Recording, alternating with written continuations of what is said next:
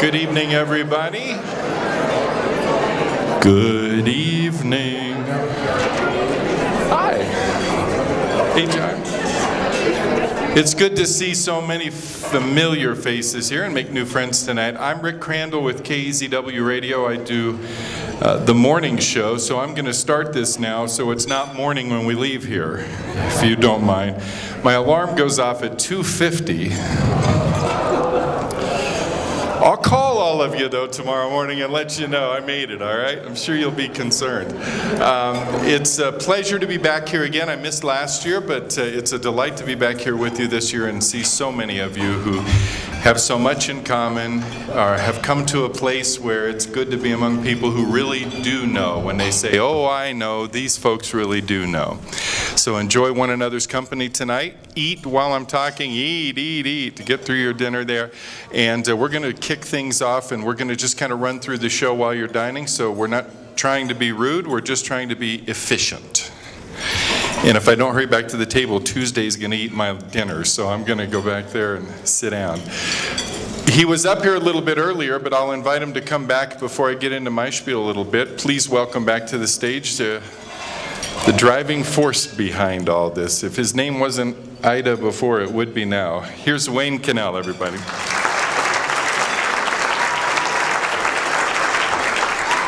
Well, welcome again, everybody. So I want to thank our event sponsors this evening.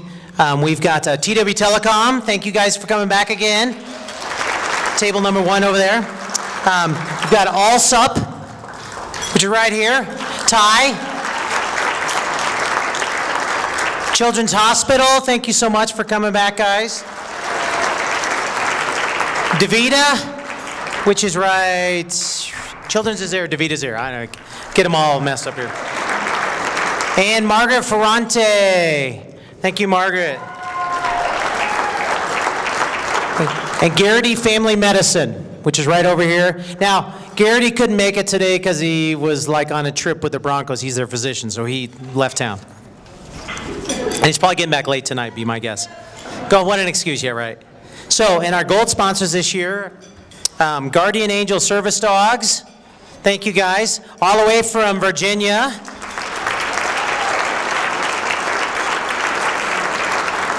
Allie Garrett, over here. Allie's been a longtime board member of our organization, and now she's at her dream job at Roundup River Ranch as their nursing director. So you'll learn more about that organization later. Agile Advance, Brian Kaplis, and the group back here. Thank you, Brian. Dr. Martz in chronic disease. Let's see, Rocky Mountain Chronic Disease Specialist. Wow, maybe RMCDS is easier, right? Okay, thank you. And Freedom Service Dogs here in town. Thank you, guys. And our media sponsors are KZW, met Rick earlier, and Mark Crowley, who's right over here from KNUS, KRKS. Thank you, guys. Our vendor sponsors are Soko Photo, and the guy flashing all the little photographs back there is Steve Sokolik. Get your photos from him, guys. He does great personal photos. And then Tim and Diana, Family Legacy DVDs, who are shooting the whole thing in high-def video.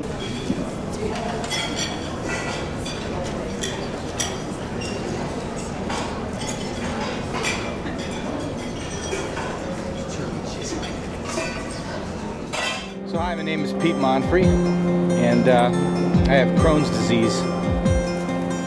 I have to go to the hospital to get infusion treatment. It takes a big chunk out of my day. In fact, it pretty much wipes most of the day out. My strategy was basically to make believe I didn't have it until my body failed. Now I'm undergoing treatment, but I look good, don't I?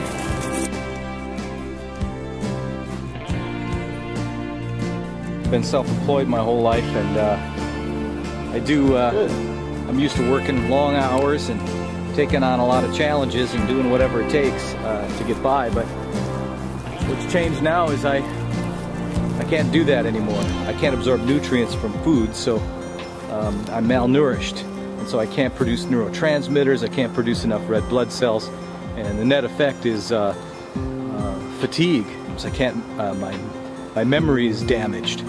And so that's probably a permanent thing. So in fact, I can't remember what I'm supposed to be talking about, so I'll look at the list here. I'm becoming more and more isolated. I can't remember things sometimes, and you know, people think that I don't care because I don't remember. I may meet with somebody and then see them a week later, and I have no memory of them or anything. And then I'm developing personal systems and ways to deal with that. But at the same time, I think people think that I'm either so narcissistic or I just don't care, and that's couldn't be farther from the truth. The fact is, it's a neurological thing where they want to meet at late in the day or they want to meet early in the morning, and that's just not possible for me. And so they start to think maybe I'm lazy. You know, maybe I like to sleep in every day, right? Well, here's the thing, I can't sleep either.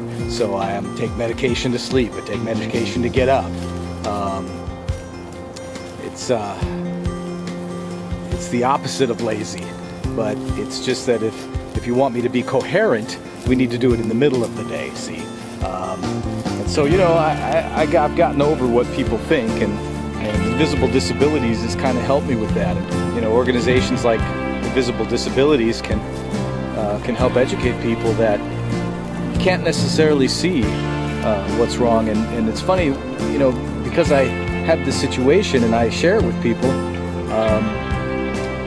I meet more and more people that have some challenge, that have some invisible disability, and they don't talk about it. And it's incredible how many people, in fact, I really think almost everybody has something that they have to deal with. So I'm not that special. And I'll tell you, when I get infusions every 8 weeks, and I go to the cancer center, and I sit with people who are dying, and I'm not them. I'm in good shape, actually, but I just have some limitations. And you know, I hope that, you know, by supporting the Invisible Disabilities Association, that they can achieve their mission of just educating people and to help people not make snap judgments. Things aren't always what they seem.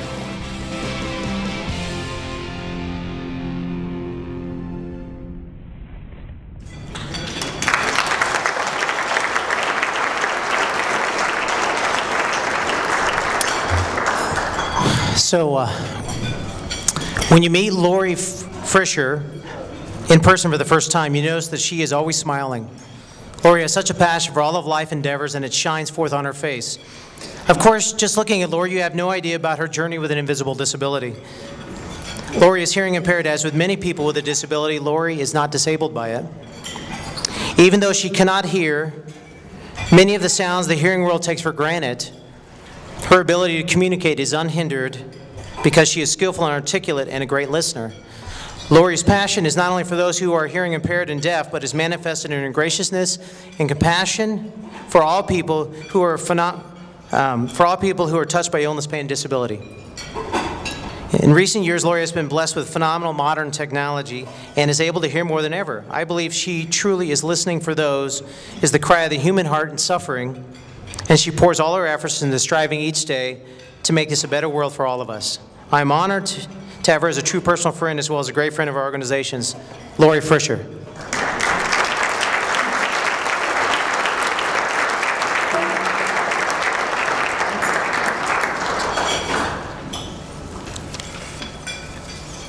Good evening. I appreciate being here tonight. It's a really big turning point for me, and I thank Wayne and Sherry and this organization for that. Imagine the invisible disability. Imagine not hearing the sound of a kiss or a child's voice, let alone your own voice, or a kid playing Marco Polo at the swimming pool, or the sound of a fire engine coming, the sound of a tennis ball hitting the racket. Imagine missing out on family road trip conversations, or your hairdresser cutting 4 inches off of your hair, and you thought she said something else. Imagine second-guessing yourself most of your life, but always smiling to make the best of it. whether it was in a restaurant or an office meeting, making a deal. Imagine not knowing why one walked away after whispering a compliment in your ear, having to lip read everyone singing at a party since you cannot hear the song. Imagine being a parent trying to make sure everything is right for that child, reading books so their child would not fall behind. Now imagine the invisible disability. Being an honors student, an entrepreneur, a two-time skin cancer survivor, an aunt, a world traveler, a fighter, a senior executive, a Division I collegiate tennis player, an elected commencement speaker, and recently an Emmy nominee.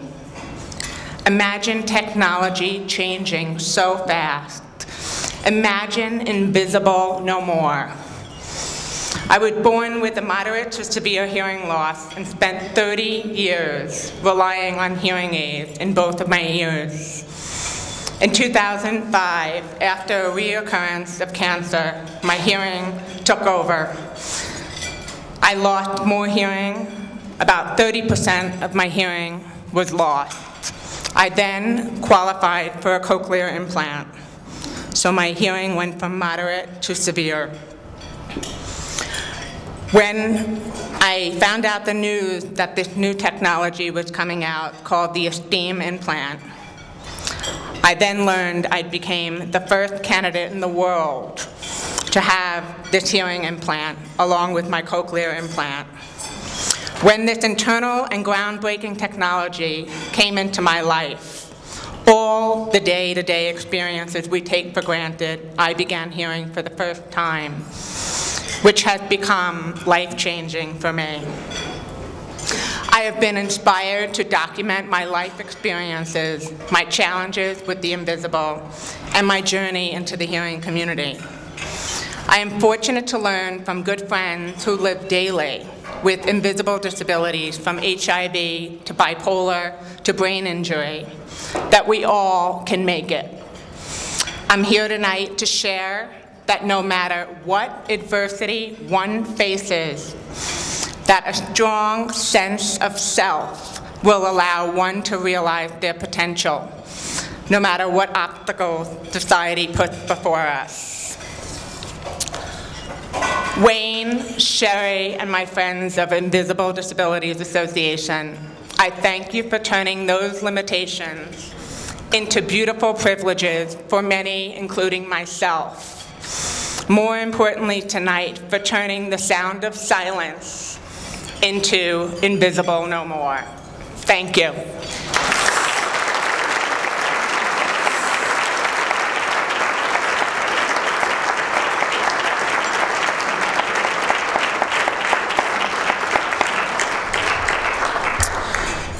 So what is Invisible No More? Well, you've seen a couple stories here we just had on Invisible No More. That is our vision of the organization, is to have a world where we envision people with illness, pain, and disability are invisible no more. This amazing quilt up here is about invisible no more. So I'll tell you what I want to do. There's a box on your table, don't open it yet. But I want to kill the lights in the room here. So everybody put their place things down, because we're going to kill all the lights right now. And the servers are setting the last few quick little plates here. Let's go ahead, and we're going to go ahead and kill the lights. Now when it happens, I want somebody to open up the box, and I want each of you to put on the wristband that's in the box. Okay, let's kill the lights.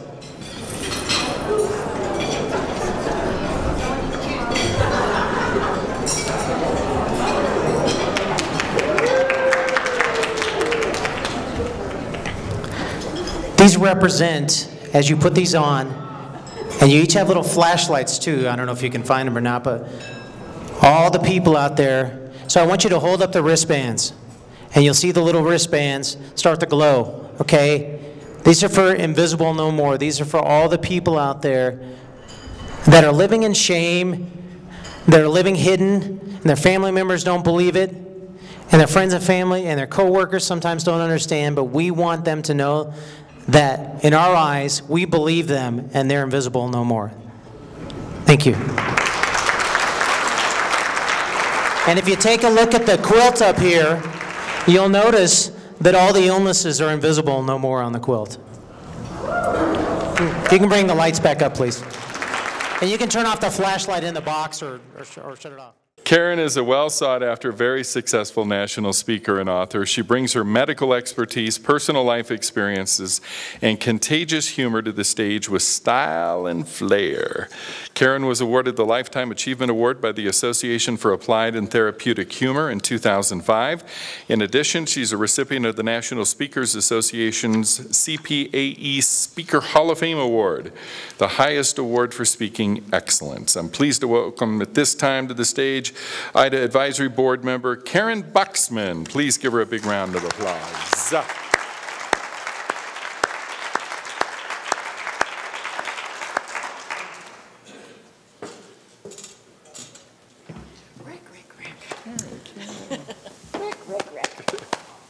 So, all right. Well, actually right now, instead of turning me loose on the microphone, it's my opportunity to introduce you to one of our guests this evening. I have the privilege of meeting earlier this evening Matt Barrett. Matt had 11 different kinds of cancer over 44 years. I want you to think about that. 11 different types. He had 4 brain tumors, twice with lymphoma and bone cancer, and 3 different kinds of skin cancers. He's had over 1,708 surgeries. And as he pointed out, those were just the big ones. That doesn't count all the minor surgeries that he's had. This is no exaggeration. He has no sense of smell or taste. He's had 75% nerve damage in his left leg and is scarred extensively over his body and face.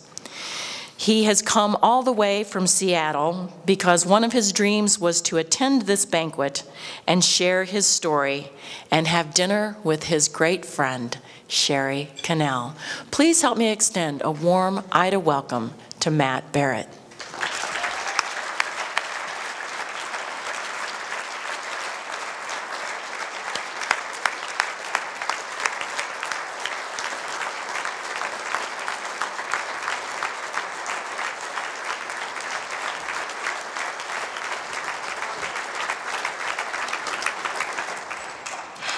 As Karen said, my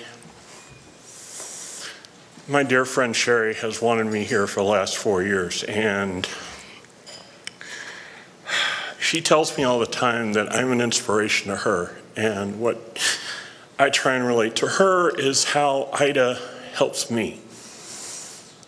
What Karen didn't tell you is that through the course of all this, I've lost my family, I've lost friends, I've been discriminated against, but with IDA, I don't get that. I can go on the online community for IDA, and I have friends there that tell me all the time how much I encourage them and I inspire them because of what I've gone through.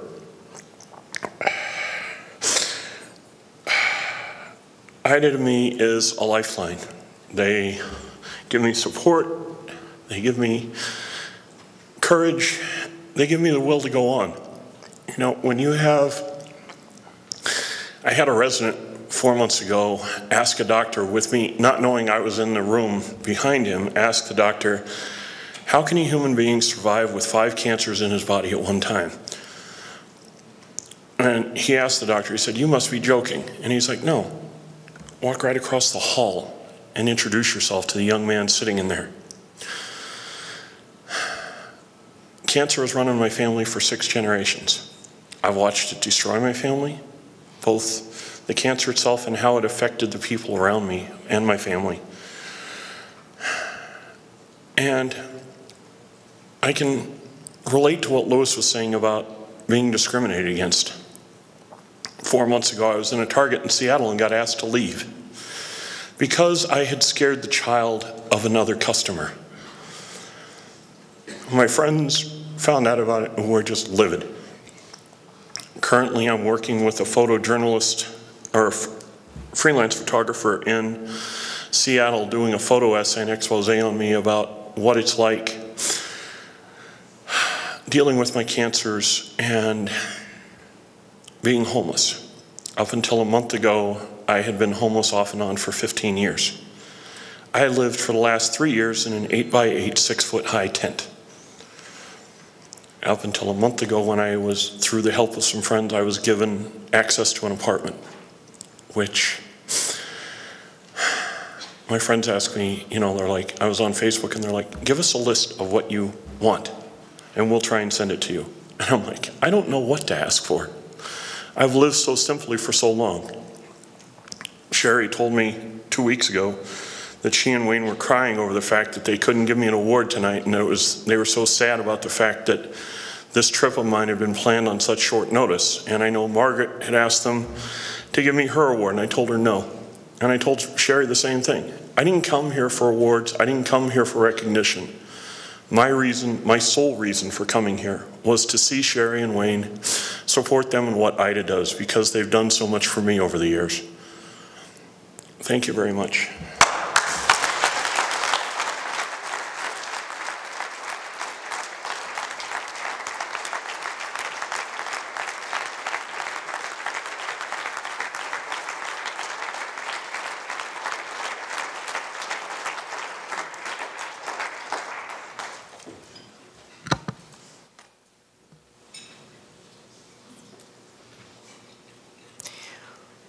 Wayne gave me 3 minutes to tell you why you should be involved in IDA.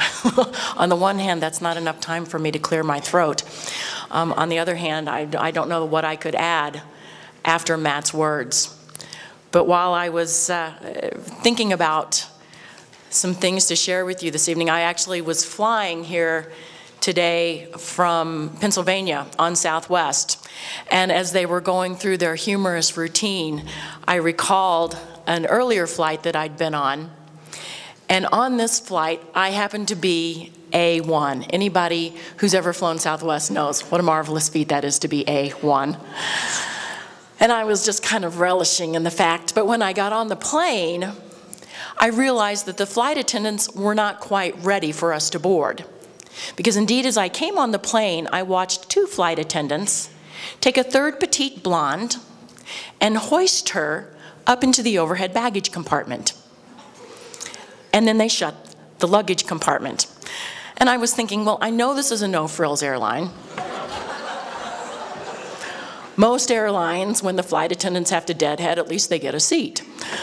Apparently not so with the Southwest. And I'm pondering this and just kind of studying the overhead baggage compartment as everybody continues to walk on. And they don't see what's in the compartment. But as the plane gets fuller and fuller, eventually it had to happen. Here comes Mr. Businessman, and as he's looking around and there's no place for his bag, he pops open the luggage compartment and she leans right into his face and says, "Boo!"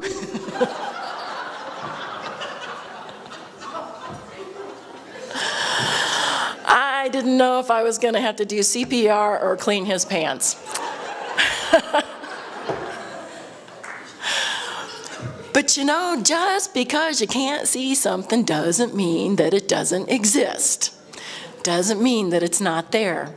And in truth, most of you, I'm preaching to the choir here, know that there are millions and millions and millions of people living with disabilities that are indeed invisible. There are many who are dealing every day with physical, psychological, and even spiritual pain. There are many whose lives, because of the stigma associated with their disease, suffer social isolation that is far beyond any of the physical pain that they could suffer. But this is where Invisible Disabilities comes in. This is the organization that shines the light on their darkness. And I'm here to say this evening, whether it's through your time, whether it's through your talent, whether it's through your money, we'd be happy to have all of that.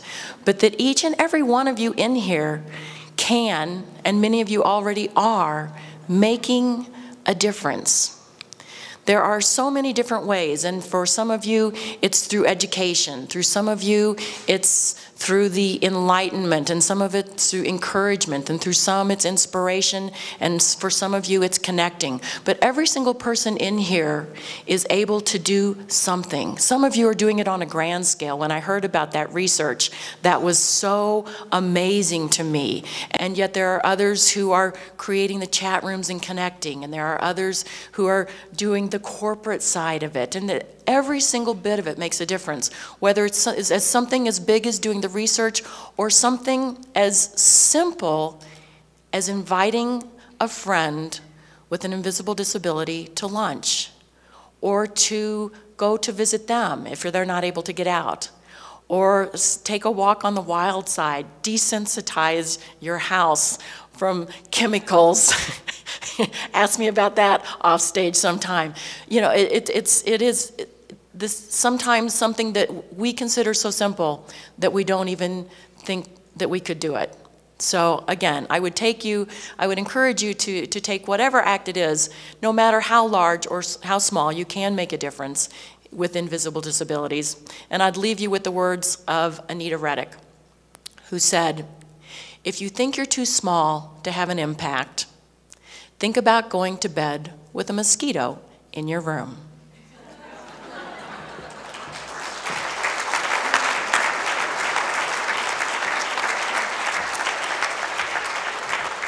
We are actually launching InvisibleNoMore.tv, and that should be launching this next week here. We've already got a whole bunch of stories up there, and we want people to send in their stories as well. So it's going to be basically InvisibleNoMore.tv. Real easy to find. It's a YouTube channel, and we want you to share your stories of triumph and tragedy and the difficulties you live with an invisible disability. We love all you guys. I hope you made some new friends at your tables, and we'll see you soon. Thanks. Bye-bye.